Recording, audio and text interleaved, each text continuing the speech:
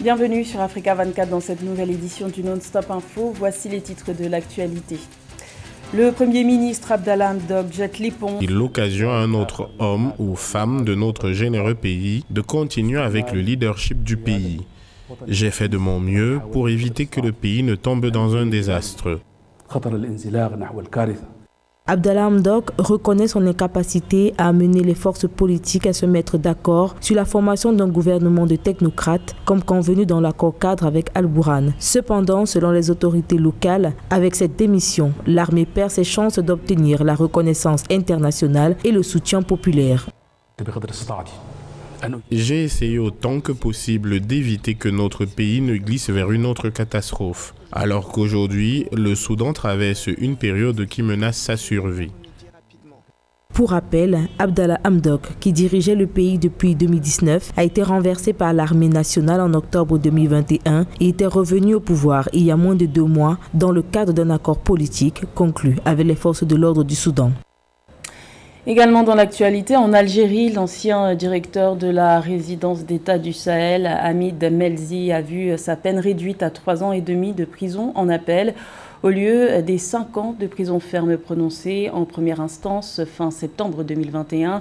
Rappelons que Hamid Melzi, ex-patron de la luxueuse résidence d'État Sahel pendant 2 décennies sous l'ère du président Abdelaziz Bouteflika, a notamment été poursuivi pour mauvaise gestion de biens publics. Insatisfaits du verdict, ses avocats ont annoncé un pourvoi en cassation au nom de leurs clients. Le traditionnel discours à la nation de fin d'année du président camerounais Paul Biya était très attendu à la veille du Nouvel An 2022. Contexte oblige entre pandémie de Covid-19 et accueil de la prochaine Coupe d'Afrique des Nations de football dès le 9 janvier. Le chef de l'État camerounais s'est voulu rassurant et optimiste. C'est du moins la conclusion faite par les principales figures administratives de la région du littoral, située dans le sud-ouest du pays, comme nous l'explique Thierry Ndassa. C'est une tradition à laquelle le gouverneur de la région du littoral n'a pas dérogé en cette fin d'année 2021. À l'occasion du discours de fin d'année du président de la République du Cameroun, Paul Biya, Samuel Iva Dibois s'est entouré de son état-major à son domicile à Douala. Le contenu du discours présidentiel pour le gouverneur de la région du littoral est avant tout une preuve de l'intérêt que porte le président sur les principaux défis du Cameroun. Le chef de l'État nous a encore rassurés de sa proximité pour toutes les difficultés que nous traversons. Au plan social, économique ou politique, il montre qu'il suit de près l'actualité camerounaise. De la crise sanitaire au développement harmonisé des régions, en passant par l'organisation de la Coupe d'Afrique des Nations de football, le président Paul Biya a dressé, selon certaines autorités de la région du littoral, un bilan rassurant des différents chantiers menés par le pays au cours de l'année écoulée. C'est un message extrêmement rassurant. C'est d'abord un message d'un homme d'État qui fait une analyse très pointue de la situation. Un message d'optimisme, parce que optimisme dans la lutte contre le coronavirus, qu'on finira bien par vaincre.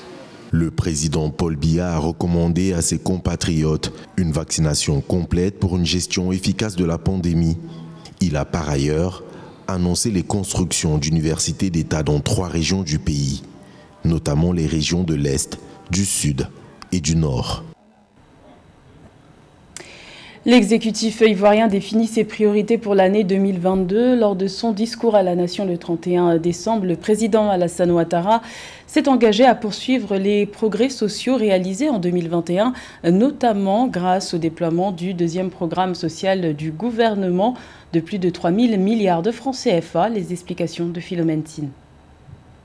Le gouvernement ivoirien entend intensifier et poursuivre les actions entamées dans le cadre de la réduction de la pauvreté au titre de l'année 2022. Doté d'un montant de 3 182,4 milliards de francs CFA, le 2e programme social du gouvernement 2022-2024, qui sera lancé courant du mois de janvier, doit permettre la transformation de l'économie ivoirienne. C'est ce qu'a annoncé le chef de l'État Alassane Ouattara dans son adresse à la nation le 31 décembre 2021.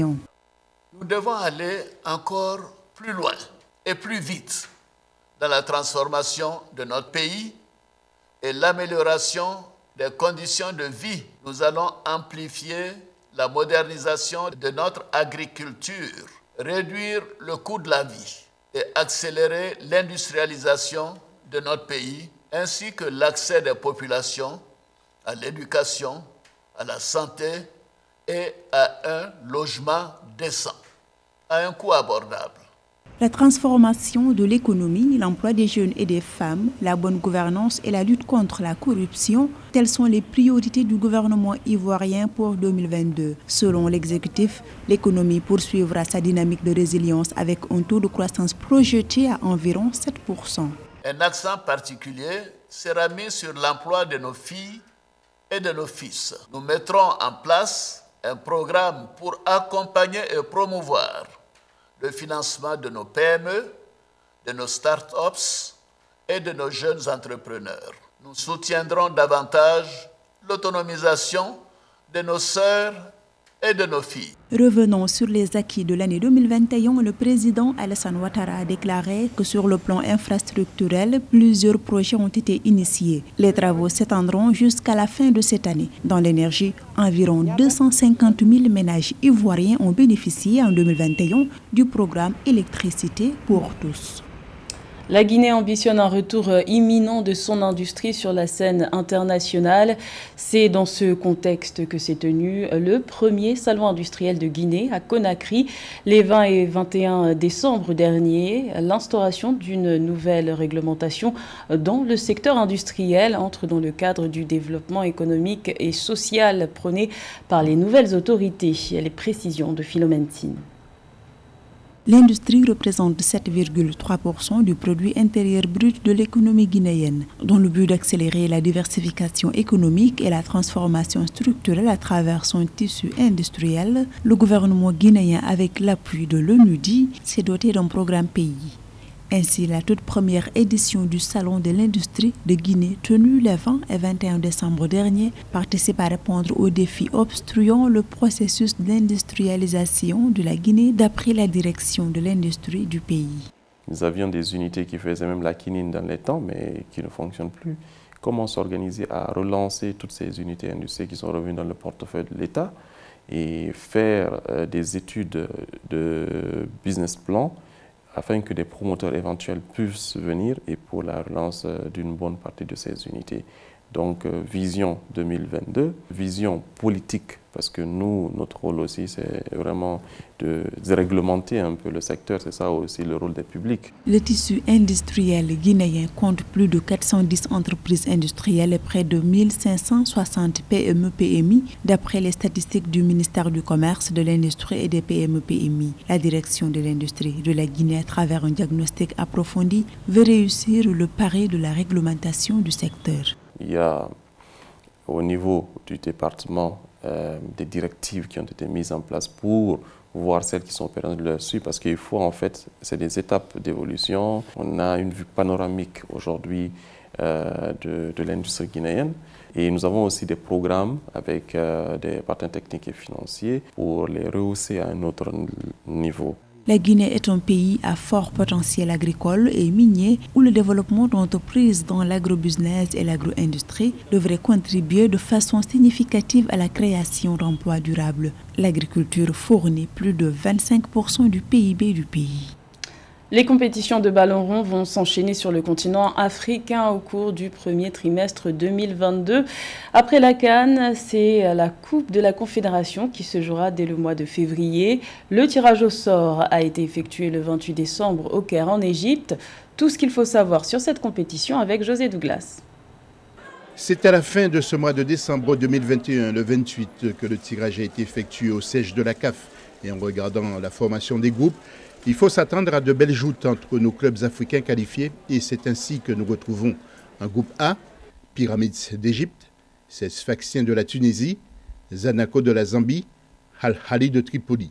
Un groupe B, le vainqueur du match, GS Kabylie d'Algérie, Ourial Léopard d'Eswatini, Orlando Pirates d'Afrique du Sud, GS Saoura d'Algérie et Al-Ittihad de la Libye. Un groupe C maintenant, TP Mazembe de la RDC, Coton Sport du Cameroun, Al Masry d'Égypte, AS Otoyo du Congo.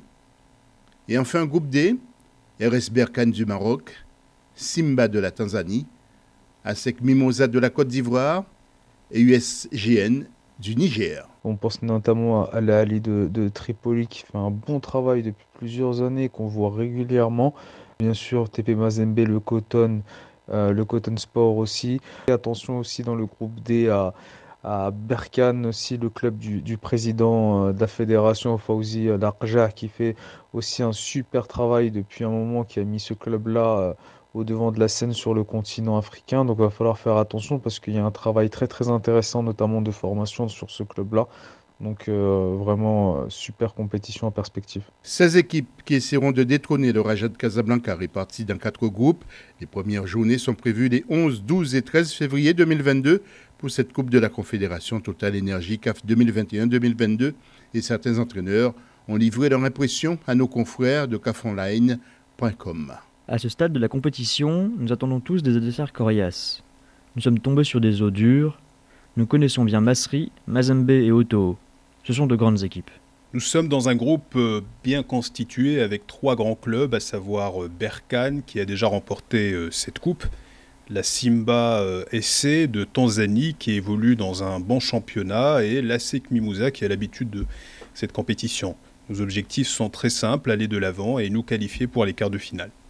Dans une prochaine édition, nous vous parlerons des rencontres en perspective. C'était le journal de la rédaction. Merci de l'avoir suivi. L'information continue sur Africa 24.